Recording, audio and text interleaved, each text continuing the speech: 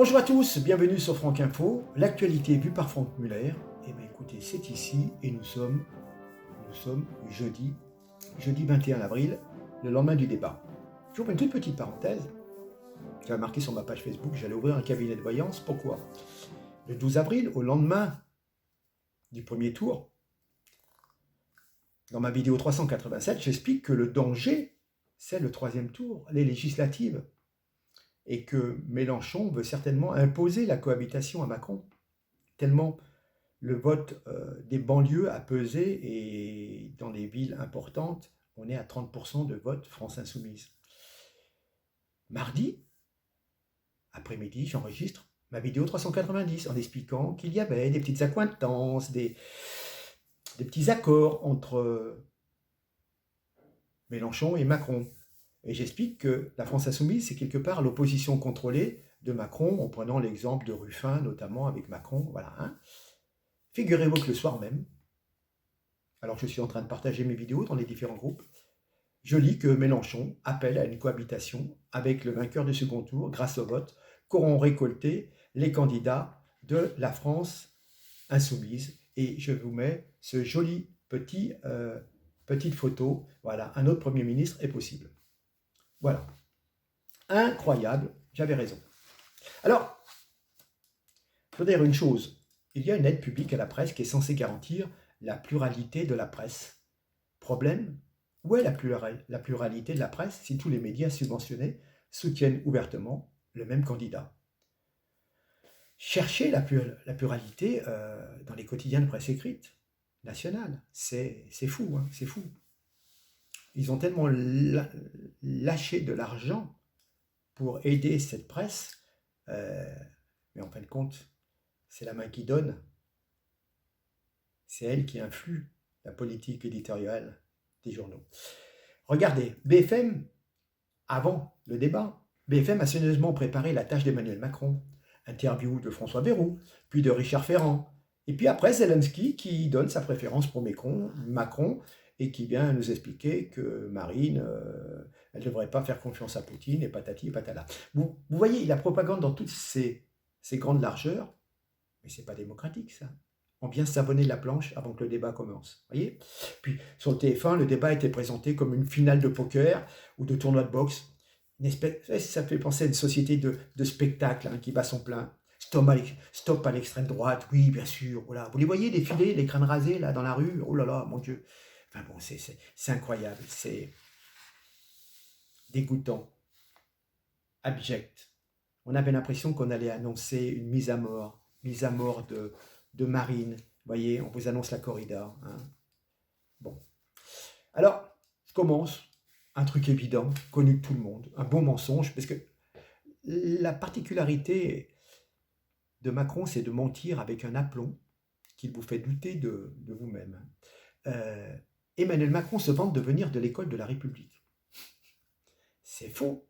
De la 6e à la 1re, Emmanuel Macron est scolarisé au collège et lycée La Providence, un établissement privé catholique d'Amiens.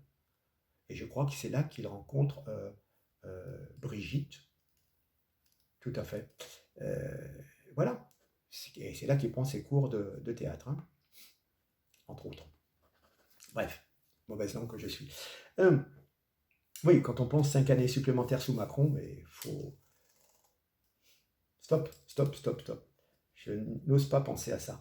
Voilà. Alors, quoi qu'on pense de Marine Le Pen, le mépris, la condescendance affichée par Emmanuel Macron, c'est glaçant pour toutes celles et ceux qui oseraient ne pas partager en tout point ces certitudes.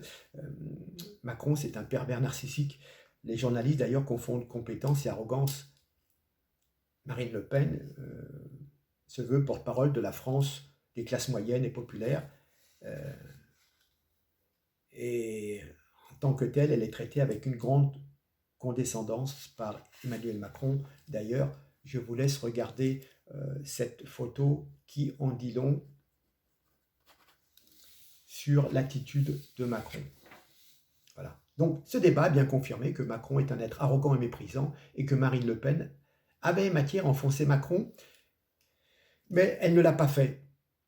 certainement la pression, on ne peut pas penser à tout lorsqu'on est en train soit d'enregistrer une vidéo, parfois on se dit tiens j'ai oublié de parler de ça, soit dans un débat, avec toute la pression qu'il y avait, accumulée depuis 5 ans, donc c'est un petit peu cette revanche, hein. Elle pouvait le tuer en déroulant simplement la liste de tous les scandales et trahisons dont Macron s'est rendu coupable durant son quinquennat. 2 ans de pseudo-fausse pandémie, de vraie tyrannie pseudo-sanitaire où on vous explique que vous ne pouvez pas sortir de chez vous, qu'une fois il faut mettre le masque, une fois il ne faut pas le mettre, et puis enfin bref, des tas d'absurdités. Elle ne l'a pas fait. Je suis un petit peu déçu, vous voyez, à peine une allusion à l'affaire McKinsey, qui est pourtant un très gros scandale. Comment voulez-vous faire confiance à une société de conseil qui conseille également Pfizer et qui va conseiller le gouvernement français? C'est pas possible. C'est comme si vous voulez faire un procès à une société et vous prenez le même avocat que votre adversaire. Là, c'est pareil. Dans un premier temps, McKinsey aide Pfizer et ensuite McKinsey conseille le gouvernement français en lui disant bah, faut prendre des vaccins, faut vacciner une fois, 2 fois, 3 fois, 4 fois, et puis alors il faut prendre du Pfizer, hein. Voilà. Enfin bon, c'est. Enfin bon. Donc, on n'a pas parlé de Alstom, BlackRock aussi, hein, qui sont très intéressés par nos retraites, l'argent de nos retraites. Davos, passe une seule fois le mot corruption, mondialisme, voilà. Et puis, bon, comme d'habitude, Macron, avec son aplomb dont j'ai parlé, cet infâme petit dictateur, a menti sur le pouvoir d'achat, le chômage, l'industrie, le climat, etc., etc. Ça, on est bien d'accord. Si j'avais été Marine Le Pen, je le lui aurais dit. Vous avez tellement maltraité la France et les Français, dans les finances, dans la santé, dans les dépenses inutiles, en millions, avec McKinsey, en milliards, en achetant des vaccins tout azimut, dont l'efficacité n'est pas prouvée, d'autres médicaments d'ailleurs, Remdesivir, etc. etc. Voilà, toute la politique, qu'elle soit intérieure ou extérieure, rien n'est bon pour la France et pour les Français. Tout votre souci, c'est la soumission à l'Europe et aux intérêts américains. D'ailleurs, c'est peut-être eux qui vous financent, hein. D'ailleurs, parlons-en du financement du Rassemblement national par les Russes. Bah oui, mais attendez, ça fait des années et des années que on met des bâtons dans les roues au Rassemblement national et qu'ils ne trouvent pas d'argent en France, ils ne trouvent pas de banque française qui accepte de prêter. Donc ils se retournent vers du financement russe. Rappelez-vous que Macron avait promis de faire un système qui permette aux partis d'emprunter de l'argent dans une espèce de banque relativement neutre qui prêterait à tout le monde. Il ne l'a pas fait. Il l'a promis, il ne l'a pas fait. Il devait mettre le vote à la proportionnelle aussi pour que les petits partis puissent être représentés, hein, pour que les partis qui font 2-3 millions de votants puissent avoir quelques députés quand même, hein, à la représentation nationale. Non, il ne l'a pas fait non plus, vous voyez, mais il vous le repromet. Il va certainement le promettre pour la prochaine fois. Voilà. Alors, toujours ces mensonges sur la réalité des faits, sur le chômage, la sécurité, puis sur sa personnalité assez douteuse, son comportement, son arrogance, hein, voilà. Il a tellement détruit notre pays, notre France. Si j'étais Marine Le Pen, j'aurais presque pu dire j'abandonne cette élection. J'ai bien peur de ne pas arriver à redresser ce pays, vu l'état ou la politique d'Emmanuel Macron, l'ami. Franchement, comment peut-on avoir envie d'être présidente des Français et devoir succéder à cet odieux personnage qui ensuite dira, vous voyez, je vous l'avais bien dit, le Rassemblement national n'est pas capable de diriger le pays. Ben oui, mais quand on part de moins quelque chose, en dessous de zéro, voilà, hein, ça aurait fait un sacré buzz, hein. Mais bon, je voudrais revenir quand même. Ce déferlement médiatique à la veille du débat, Le Monde qui comparait l'élection éventuelle de Marine Le Pen à juin 40. Les préfets qui seraient opposants au Rassemblement national étaient vus tels des Jean Moulin. Vous voyez, ils allaient prendre le maquis, la résistance, hein. Le Monde compare l'élection, oui, donc à juin 40, chez Challenge, qui publie Le danger RN. Les Échos, les dangers du programme RN. Libération dit cette fois ça craint vraiment. Le Pen, liberté, mon œil, pas elle. Voilà. Monsieur Darmanin, avec Marine Le Pen, les pauvres vont peut-être mourir. Non mais ils vont pas bien les mecs, ils ont bu quoi là, hein? Alice Coffin nous dit si l'extrême droite gagne, il faut déjà savoir ce que c'est qu'une notion d'extrême droite, hein, parce que la vraie extrême droite, c'est Pinochet, c'est Salazar, c'est Franco, hein, c'est pas Marine Le Pen, hein, qui veut faire des référendums pour demander l'avis du peuple. Il faudrait quand même écouter ce qu'on vous dit, hein. Si l'extrême droite gagne, nous les militantes féministes ou antifa ou antiracistes sommes menacés très directement de mort. Mon Dieu, vous vous rendez compte, Marine Le Pen va mettre des pelotons d'exécution pour exécuter les antiracistes ou les antifas. Non mais, comment voulez-vous renverser une élection avec tout ce bourrage de crâne auprès des petites gens qui n'ont pas de connaissances politiques, hein? Des dizaines de syndicats, dont le patron de la CGT, Martinez, qui est comique, hein, car quel que soit le résultat des présidentielles, le temps venu des manifestations, il reviendra hurler dans la rue avec Mélenchon pour la politique du président qui leur a laissé passer, Macron à savoir. Voilà. Les musulmans de France, le Rassemblement musulman de France, la Grande Mosquée de Paris, les autorités juives, le Consistoire central, la Fédération protestante de France, les sportifs milliardaires qui ne payent pas d'impôts en France, mais qui viennent donner des consignes de vote, hein, les sportifs, les artistes protégés par le statut spécial au niveau des impôts, qui viennent aussi donner des leçons, bien sûr. Ils sont pleins à millions, et on vient vous donner des leçons, mais franchement...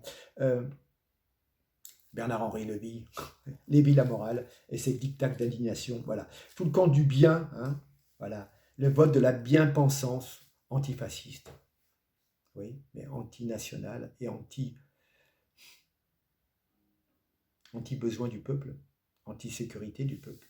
Enfin bref.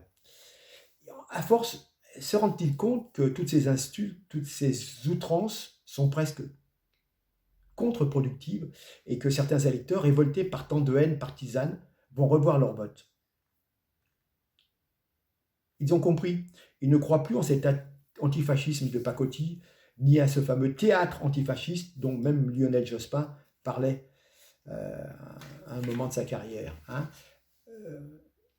Il ne faut pas croire quand même que le citoyen est l'abruti de service, et que tous les médias essayent de le convaincre avec un flot continu d'insultes et de leçons de morale.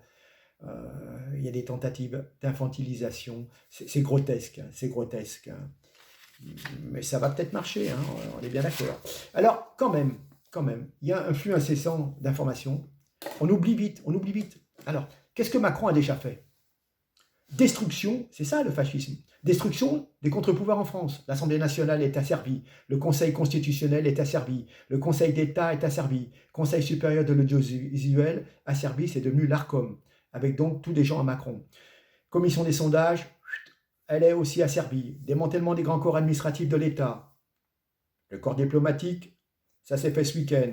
Le corps préfectoral, l'inspection matérielle, les grands services publics, les hôpitaux, la SNCF, enfin tous les grands établissements publics, tac, tout.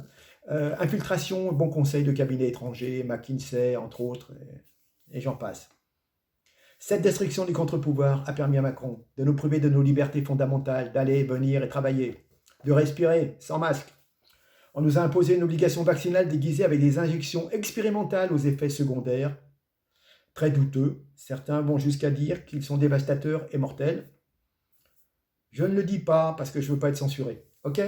On a empêché les médecins de soigner. On a achevé nos anciens dans les EHPAD à coups de Rivotril.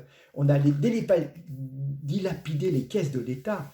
600 milliards d'euros d'endettement public pour rien, avec une gestion calamiteuse de la crise Covid.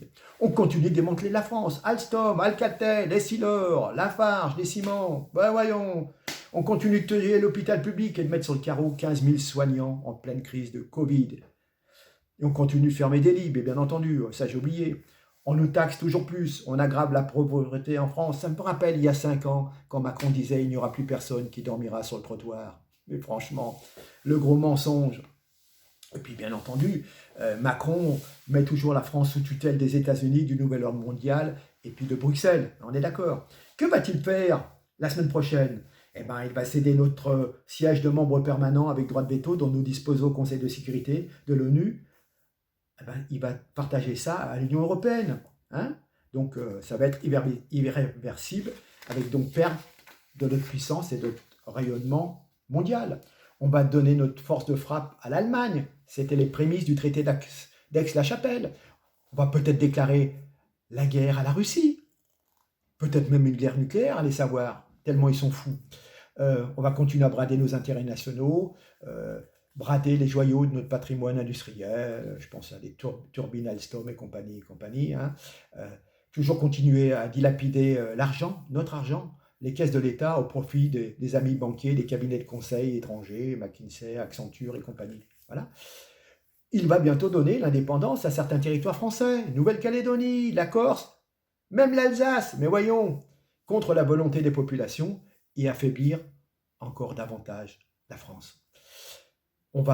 Macron va briser définitivement nos libertés publiques en nous imposant un QR code généralisé. Ça s'appelle Digital ID Wallet. Hein. Vous aurez tout là-dessus. On saura tout de vous. Voilà. Il va continuer de nous priver, de nous dépouiller de notre droit de propriété avec la nouvelle conception du droit de propriété apportée par la loi Laglaise, qui sera effective avant 2025. Nous ne serons plus propriétaires de notre terrain, mais seulement des murs, et nous payerons un loyer à l'État. Encore faut-il pouvoir continuer de payer, même à l'âge de la retraite, de payer un loyer. Et le jour où vous ne pouvez plus payer votre loyer, vous avez votre maison qui est sur ce terrain, le terrain ne vous appartient pas, et ben, on vous met dehors, et tout votre bien immobilier, votre patrimoine, et ben, il est saisi, il est confisqué. Voilà. Hein. Et puis, si ce n'était que ça, la raison pour laquelle il ne faut pas voter Macron. Il va nous imposer la vaccination obligatoire pour tous, y compris pour les enfants, cela en dépit des effets secondaires dévastateurs qu'ils n'arrivent même plus à dissimuler. Il suffit d'aller sur des sites d'instances officielles où tous les effets secondaires sont indiqués. Voilà.